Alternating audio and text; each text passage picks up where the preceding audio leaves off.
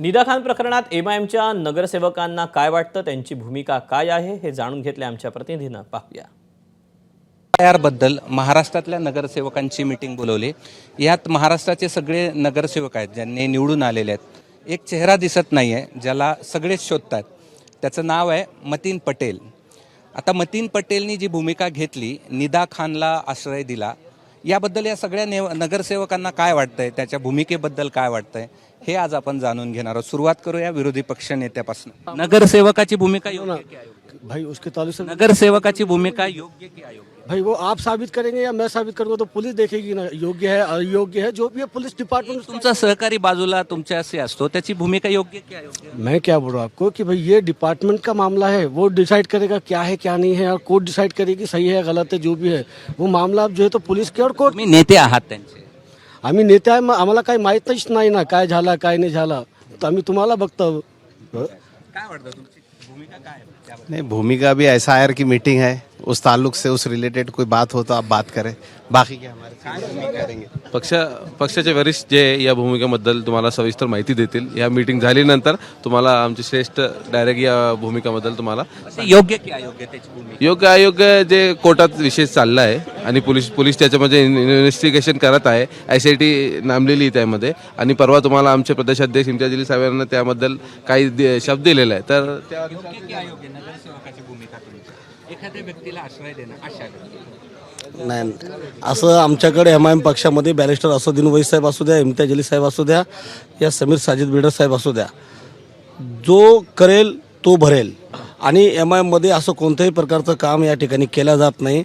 उगं काहीतरी छोटासा भाऊ म्हणून त्या ठिकाणी सोडला. भूमिका योग्य की अयोग्य अशा पद्धतीने मदत करणं? नाही, मदत वगैरे नाही. साहेबांनी कालच सांगितलेलं इम्तियाज जलील साहेबांनी, आम्ही साधा प्रश्न आहे, हो किंवा नाही याच्यात आम्ही कोणाला पाठीशी घातलेलं नाहीये.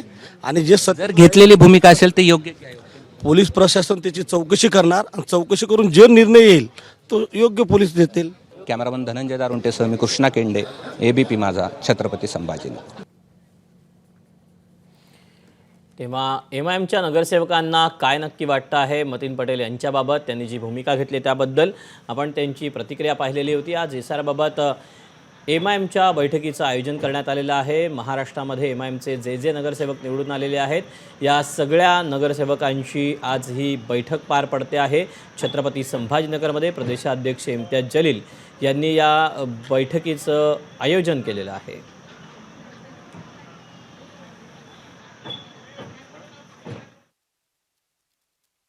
भूमिका आपण आता सध्या सांगू शकत नाही. सध्या आरोप केलेला आहे, न्यायालयीन चौकशी चालू आहे, SIT त्यावर बसलेली आहे. त्यांनी अजून काही निष्कर्षापर्यंत आले नाही. आपण आता कसं बोलायचं काय योग्य काय योग्य हे? एखाद्या संशयित व्यक्तीला लपवणं, ज्याच्यावरती जामीन नाकारला आहे, माझं म्हणणं आहे जामीन नाकारलेला आहे, एखाद्या व्यक्तीचा जामीन नाकारले असताना त्याला आश्रय देणं. एक मिनिट आपण हे लक्षात घ्या. खरं लपवलं की अजून हेच सिद्ध झालं नाही सर. अजून सिद्ध कुठं झालं लपवलं की? पोलिसांनी एका नगरसेवकाला घेऊन जाऊन नाही, एक मिनिट काय तुम्ही लक्षात घ्या की नगरसेवकाला त्या ठिकाणी कोणी बोललं असेल, काय झालं असेल, पण अशा ठिकाणी एक मिनिट का सर, या ठिकाणी तुम्ही जे म्हणता की लगेच आरोप करणं हा सिद्ध झालेला नाही आहे.